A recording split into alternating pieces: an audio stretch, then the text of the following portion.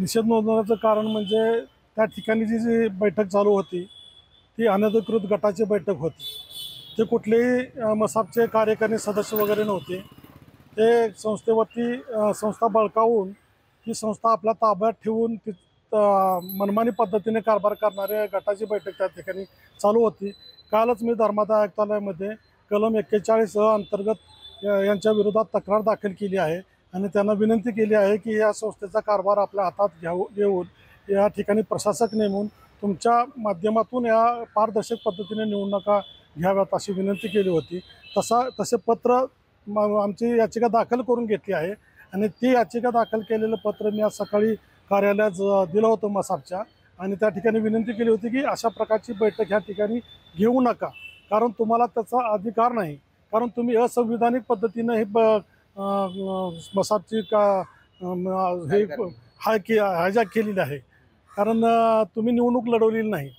ह्याच धर्मादाय आयुक्तालयाच्या नियमाप्रमाणे कुठलीही निवडणूक ही गुप्त आणि लेखी स्वरूपात घ्यायला हवी।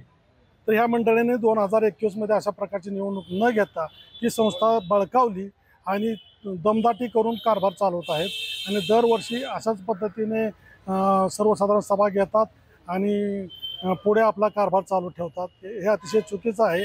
त्या ठिकाणी त्या व्यासपीठावर बसणाऱ्या दिग्गज मंडळीला, तथाकथित दिग्गजच म्हणेन मी आज त्यांना, कारण ते जर अशा चुकीच्या संस्थेच्या बैठकीमध्ये येत असतील आणि व्यासपीठावर रुबाबात बसत असतील तर त्यांना माझं आवाहन आहे की तुम्ही एकदा खात्री करून धर्मादाय आयुक्तालयाकडे माहिती घेऊन घ्या की ही संस्था खरोखर निवडणूक लढवून ह्या ठिकाणी ही कार्यकारिणी काम करते का। ही कार्यकारिणी चुकीच्या पद्धतीने संस्था बळकावून जर काम करत असेल तर तुम्हाला कुठंतरी कमीपणा वाटायला पाहिजे अशा प्रकारच्या संस्थेच्या चेअरवर जाऊन बसताना। तर माझं एवढंच म्हणणं आहे की यांनी धर्मादाय आयुक्तालय यावरती थोड्याच दिवसात निवडणूक घेणार आहे।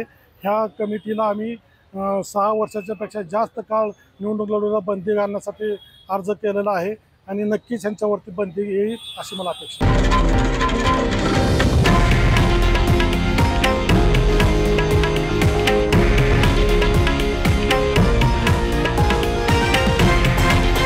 हे आहे देशातील नंबर 1 न्यूज नेटवर्क आणि आपण पाहत आहात TV9 मराठी, एकमेव।